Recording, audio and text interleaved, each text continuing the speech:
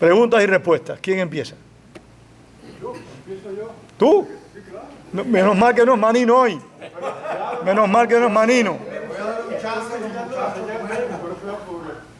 Adelante, Silvio. Hay una cosa que a mí me produce a veces angustia, ¿no? Que es interpretación, y me gustaría que la respuesta también en el contexto del derecho,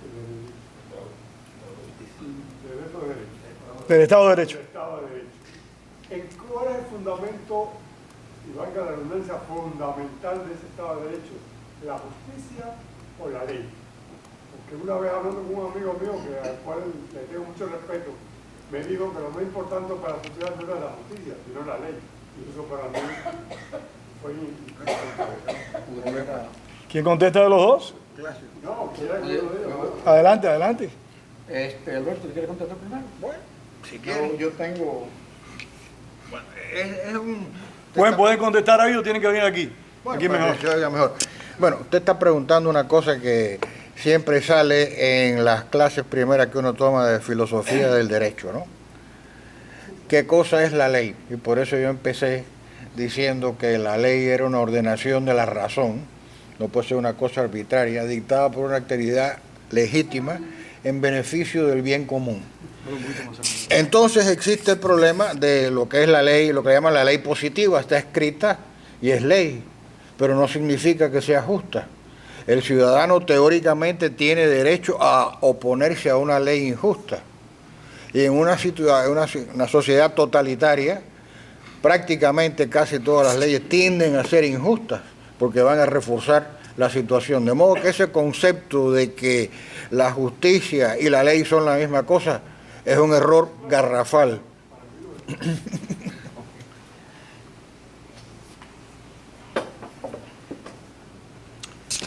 Para mí es un tema del huevo y la gallina. Y también algo de lo que hablé del chorizo. Para mí es importante la ley. La ley en un Estado de Derecho trata de aproximarse a la justicia.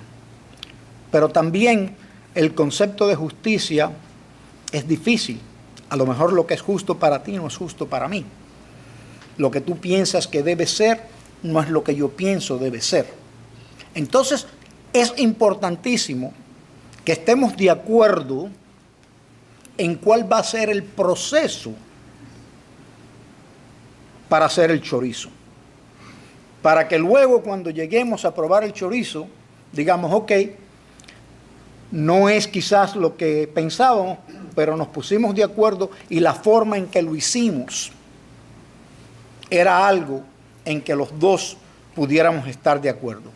Y como podemos estar de acuerdo en el proceso, es más probable que lleguemos a algo en que los dos podamos estar de acuerdo. Yo insisto en que tenemos que enfocarnos en los procesos. Tenemos que enfocarnos en la organización del Estado. Tenemos que enfocarnos en la división de poderes. Mientras eso exista, mientras nosotros podamos decir que tenemos una organización del Estado sobre la cual estamos de acuerdo, podemos tener decisiones algunas veces que nos van a gustar, otras que no. Algunas que consideramos justas, otras no. La ley trata de llegar a la justicia, pero somos humanos. A veces no llega. Concentrémonos en el proceso. ¿Puedo agregar una pequeña pausa de ese asunto de que porque hay unos estados que están llenos de leyes y carentes de justicia? O sea que la ley no necesariamente trata de ser justa, la ley trata de controlar a la sociedad. Y la justicia para mí es otra cosa. Bueno, pero por eso, perdón, Alberto, pero por eso digo yo, el proceso es importante, porque si estamos de acuerdo en el proceso, entonces tenemos que aceptar el resultado. Si tú y yo sabemos cuáles son las reglas del juego en la pelota y estamos de acuerdo que esas son las reglas, cuando se llama out o se llama strike o se llama bola, podemos estar de acuerdo o no, pero sabemos que se hizo de acuerdo a las reglas que nosotros libremente adoptamos. Ya. Quiero abundar en un concepto, qué cosa es justicia, porque yo creo que ahí va la cuestión. Y a mí la definición mejor, que hoy tiene nada más que 2300 años, y la dijo un romano, que es la voluntad continuada de dar a cada cual lo que le corresponde. Fíjense que tiene que haber una voluntad, pero que tiene que ser continuada. Si yo le doy a alguna persona de cuando a mí me parezca, que es como funcionan los regímenes totalitarios, ya ahí no hay justicia. Y por eso casi todas las constituciones en los países, cuando hay una ley específica para una sola persona, eso lo declaran inconstitucional. No puede haber leyes específicas para una persona. Y darle a cada cual lo que le corresponde, yo creo que eso es un problema de sentido común, claro. Ahora, ahí viene el problema del proceso que decía Luis con mucha razón. ¿Qué cosa es lo que le corresponde a cada uno? Tiene que haber un proceso dentro de eso para que funcione. Y como se creó el derecho, ya que andamos hablando del derecho, aquí en el sistema americano ustedes van a oír constantemente que hablan de Napoleonic Code. Entonces aquí los que estudiaron en Estados Unidos se creen que hay un sistema en que uno llega al código napoleónico, media una tarjeta, y sale la respuesta. La ley y el derecho se creó a base de casos específicos. Y la civilización que mejor creó el derecho y lo definió fueron en realidad los romanos. Uno puede agarrar las Institutas de Justiniano, que era el libro que le daban a los principiantes en derecho, y leérselo hoy en día. Y es útil y cualquiera lo entiende. Entonces funcionaba a base de que había casos específicos y se llevaba a un juez. ¿Y qué es lo que hacía el juez? Bueno, al proceso. El juez agarraba y oía a las personas y decía, te voy a dar una acción. ¿Qué es una acción? Te voy a dar una manera de reclamar tu derecho.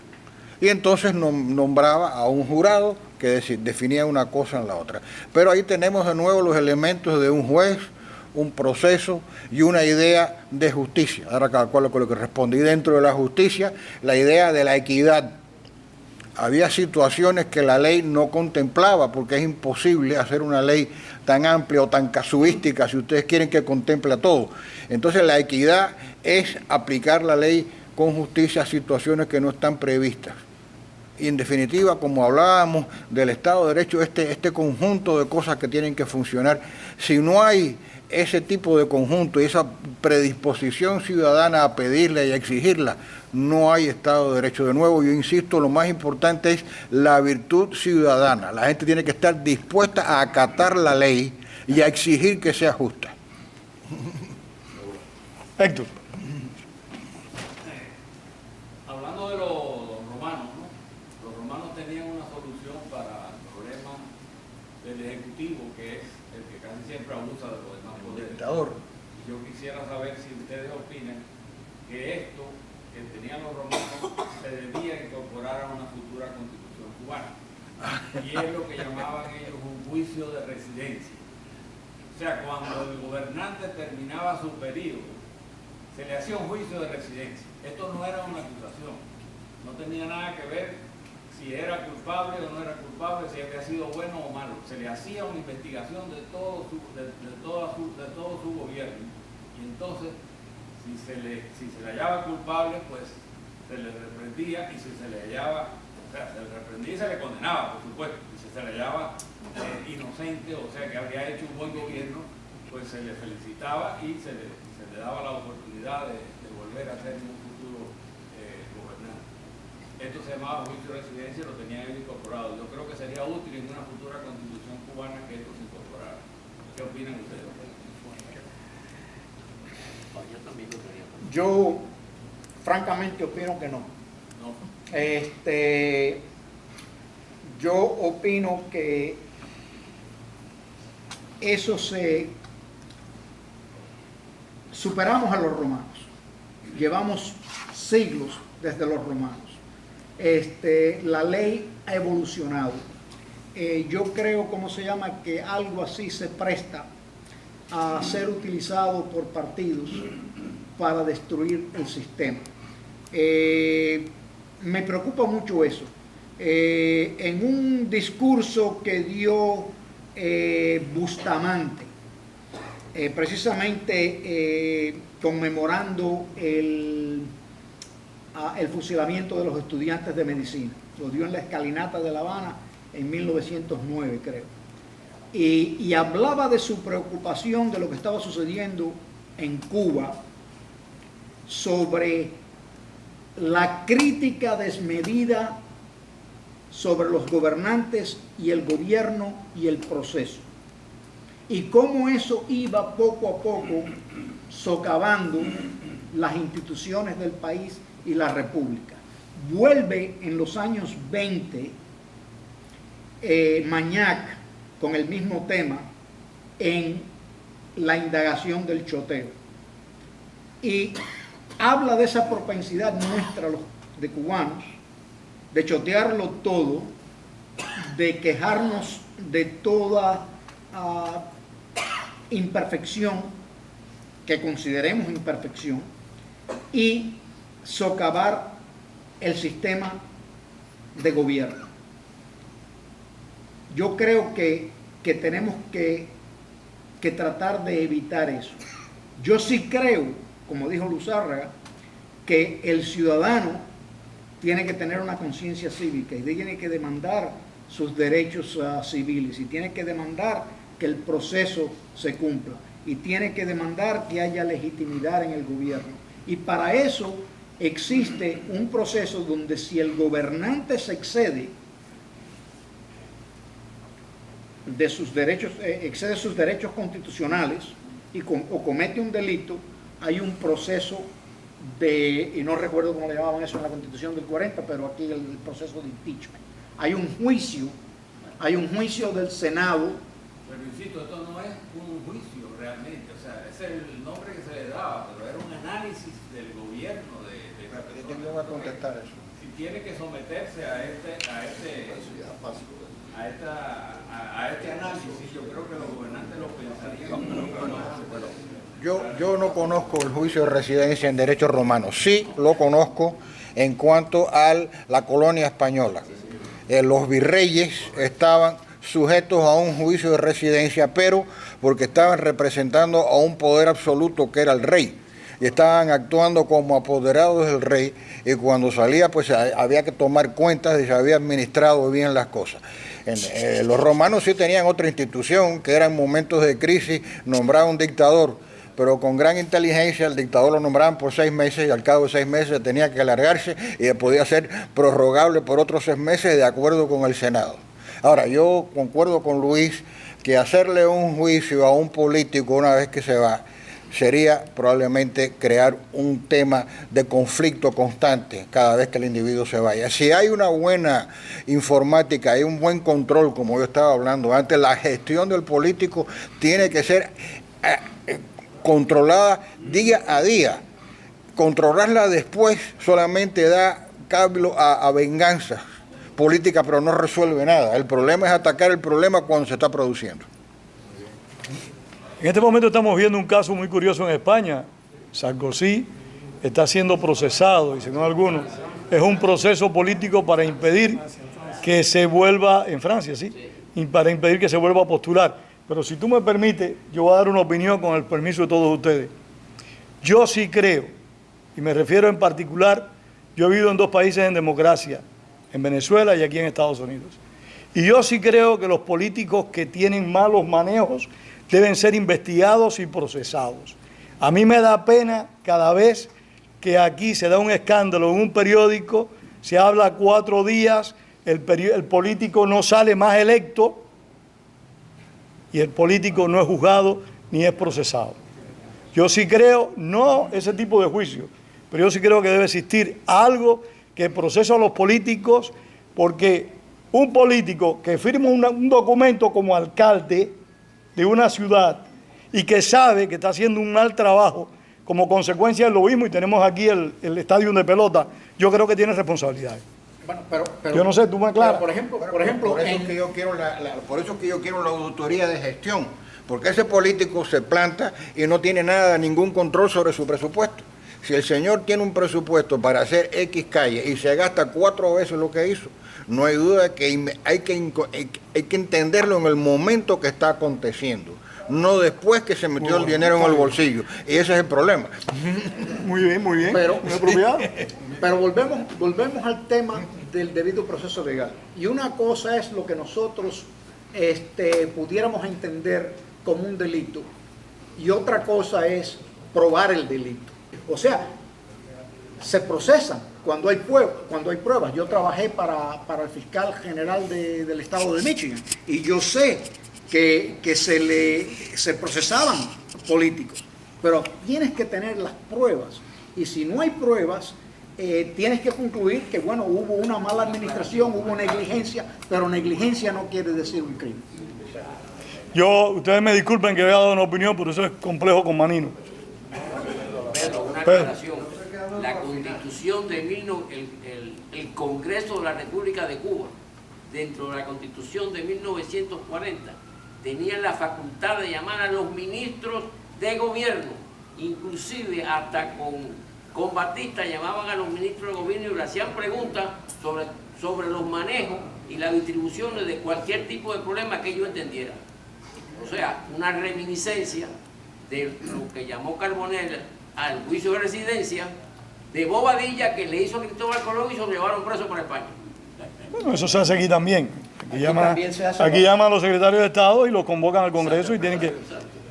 ¿Ibas a hacer una pregunta? Sí, yo quisiera hacer una pregunta. Adelante.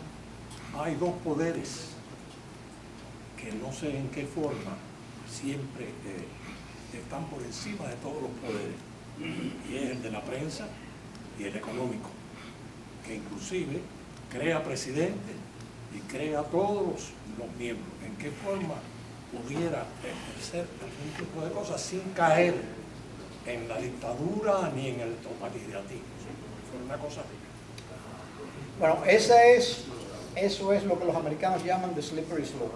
¿Okay? Es un resbaladizo, ¿okay? Donde cuando comenzamos a ponerle trabas a la prensa, cuando comenzamos a ponerle trabas a controles a la libertad de expresión, ¿okay? No hay dónde parar. Yo prefiero el libertinaje de la prensa a una prensa amordazada. Y cada uno de nosotros tiene la responsabilidad, porque es la responsabilidad ciudadana en una democracia, de hacer juicio y no dejarse llevar por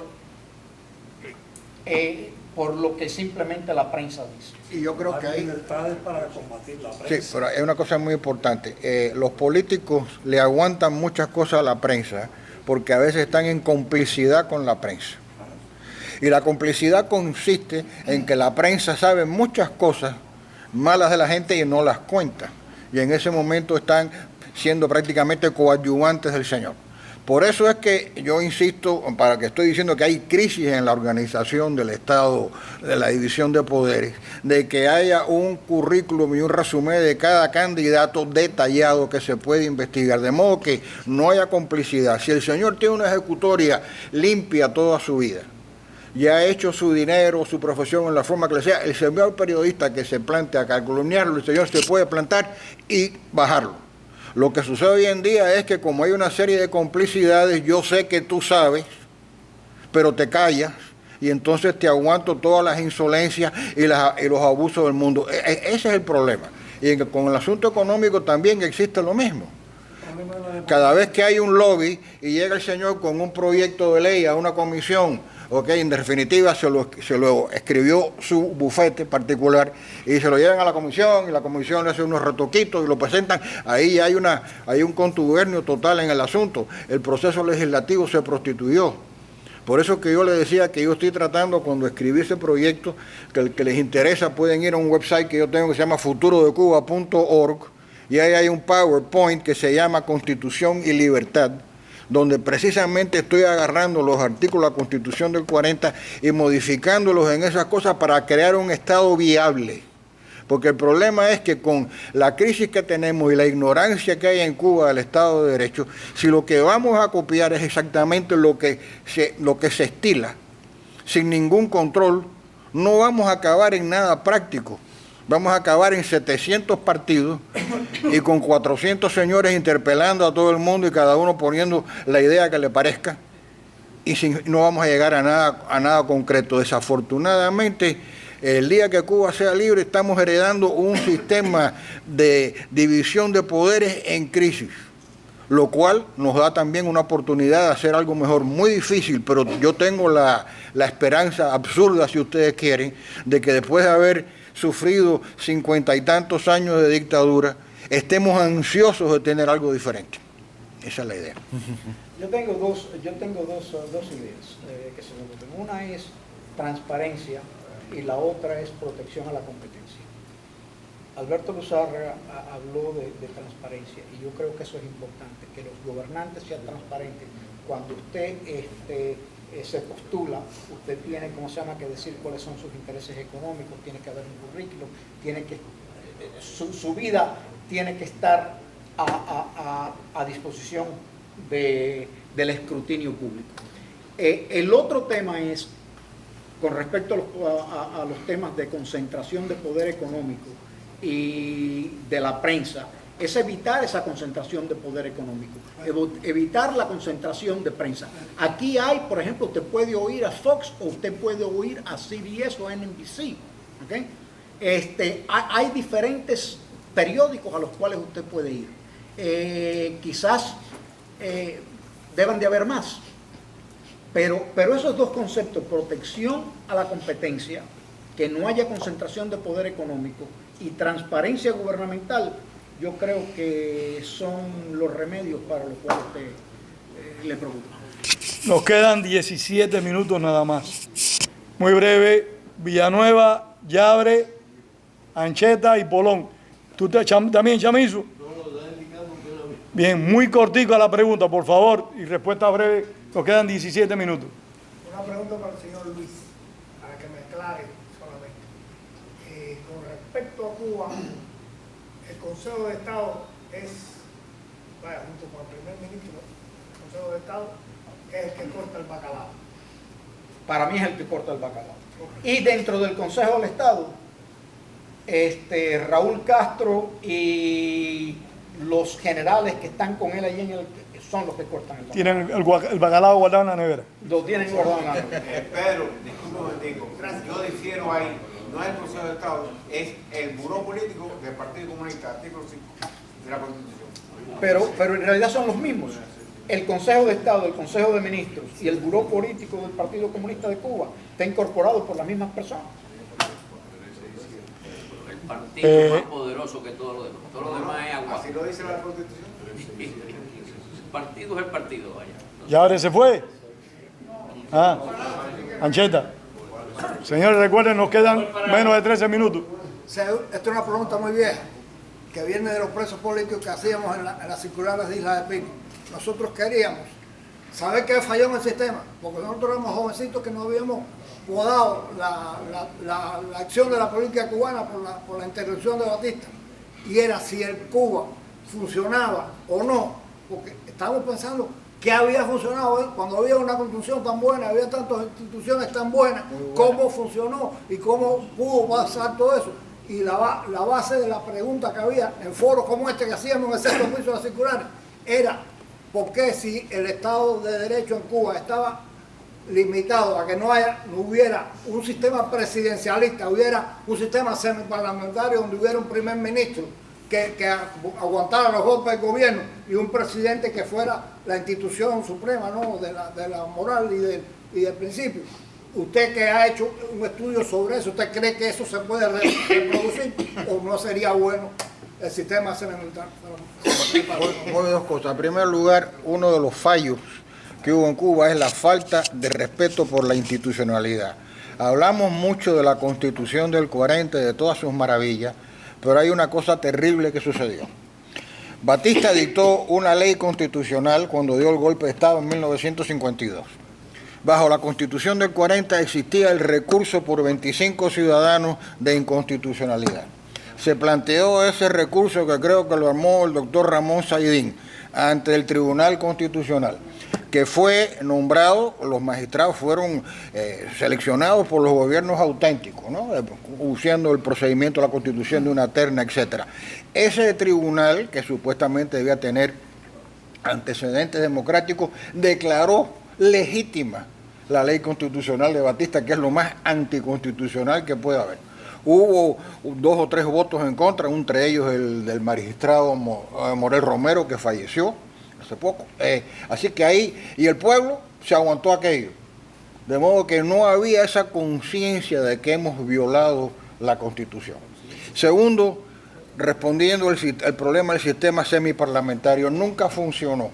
Aquello fue un noble intento de tratar de hacer algo diferente. Estaba de moda el fascismo por un lado, el comunismo por el otro, el totalitarismo, y sabíamos que en Cuba, si ponemos un sistema estilo inglés totalmente, cada gobierno iba a durar 6 meses, o menos, o 6 semanas. Entonces inventamos el sistema semiparlamentario por el cual se le podían plantear cuestiones de confianza a varios ministros, y había crisis parciales y totales. Si se le planteaba una cuestión de confianza y se votaba en contra en el Congreso contra el primer ministro, había que cambiar todo el gobierno. Si era una crisis parcial que no me gustaba lo que hacía un ministro, había que cambiarlo. Pero eso tampoco funcionaba porque se prestaba a cuestiones políticas. Lo único que funciona es un control de gestión. ¿Qué sucedió cuando se le plantearon crisis de confianza a Grau? Tranquilamente dijo, a ti no te gusta fulano de tal que está en Hacienda, muy bien, tú de Hacienda vas para Educación y tú de Educación vas para Hacienda. Y tranquilamente jugó a las sillas musicales y no pasó absolutamente nada. De modo que, en definitiva, la única manera de controlar el poder, hoy en día que hay tanta informática, es con sistemas, apretando al señor día a día, día a día. No lo tenemos aquí, no existe en ninguna parte, y por eso es que yo digo que si vamos a hacer algo en Cuba, hagamos algo nuevo. Hay una cosa, Luzarra, que no se nos puede olvidar. En la noche del 31 de diciembre, a la madrugada del 1 de enero, la mayoría del Tribunal Supremo de Justicia dijo que la revolución era fuente de derecho. Sí, Y ese fue el Tribunal Supremo de Justicia de Cuba. Y eso lo refleja Ramón Barquín en su último libro. La revolución fuente de derecho. No, ya está aclarado. ¿Ya está aclarado? Polón, tú tenías una pregunta. Sí. Perdona, Polón, un momentico. Antes de irse, aquellos que quieran recibir invitaciones del instituto, que pasen por la mesa y dejen su dirección, por favor. Disculpa, Polón. Se ha hablado aquí ya en varias ocasiones. El grave problema que tenemos es la falta del concepto ciudadano, la falta de institucionalidad, la falta, como acaba de mencionar a Zárraga, la Constitución del 40, que ahora nosotros estamos tomando como una gran antorcha para que nos guíe, no se respetó en aquel momento.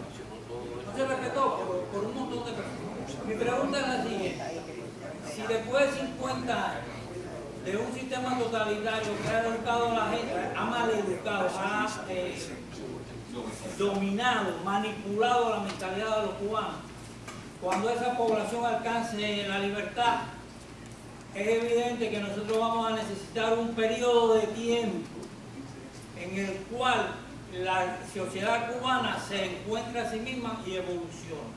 O sea, yo no creo que sea posible poner una constitución altamente democrática en el primer momento. Esa es mi pregunta. ¿Qué ustedes piensan al respecto? Bueno, mira, yo pienso, ¿cómo se llama? Que para aprender a funcionar democráticamente tiene que haber democracia. Y va a ser una democracia imperfecta. Si hay un cambio, no sabemos cómo el cambio va a venir, ni qué pronto va a venir, y ni siquiera si va a haber cambio. Queremos que lo haya. Pero yo no sé de qué otra forma un pueblo aprende valores democráticos sin ejercerlo. Y volviendo al tema del cual estábamos hablando, yo creo que lo que nos sucedió en Cuba, para mí, fue falta de virtud ciudadana. ¿Okay? La política era para la gente que no era honesta. El que era honesta no quería inmiscuirse. Falso. Bueno, es lo que se decía. Metió en la política y el alcalde de Guantánamo fue honesto. Yo los había. Los había. Y tengo parientes, ¿cómo se llama? Tengo gente que fue a la política y fueron honestos. Mi abuelo estuvo en la política y fue honesto. Pero lo que estoy diciendo es que había una actitud que decía que el que estaba en la política era deshonesto. Inmediatamente lo tachaban y era lo que Mañac habló y es de lo que habló Bustamante. No todo el político era deshonesto. Una idea. Y gente, ¿cómo se llama?, que eran honestas, que debieron de haber estado en la política, no estuvieron. Mira, una idea para responder a su pregunta. No sabemos, como dice Luis, lo que va a pasar ni cuándo va a pasar, pero lo más probable en estas circunstancias es que haya un gobierno de facto por un periodo de tiempo, que es el que tenga la fuerza y mantenga el orden público. Eso es lo más probable. Ese gobierno de facto lo que hay que amarrar las manos un poco. ¿Cómo se puede hacer? Bueno, una idea que yo sugiero es tomar el título cuarto de la Constitución del 40, que es el que tiene todas las garantías ciudadanas, y pedirle al gobierno que instituya ese título por decreto y crear un tribunal constitucional provisional, de modo que el ciudadano que se sienta atropellado por ese gobierno de fuerza tenga un lugar donde instar. Y así por lo menos empezamos a enseñar a la gente a practicar la democracia y a los ministros y a los funcionarios a cambiar de la mentalidad de ordeno y mando, sino ordeno si está de acuerdo con la ley y es justo. Claro, esto es muy difícil, es solamente una sugerencia, una idea, no sabemos lo que va a pasar. Bueno, muchísimas gracias a todos. Realmente, yo no sé ustedes, pero yo he quedado muy satisfecho con los ponentes y hemos tenido muy buenas preguntas.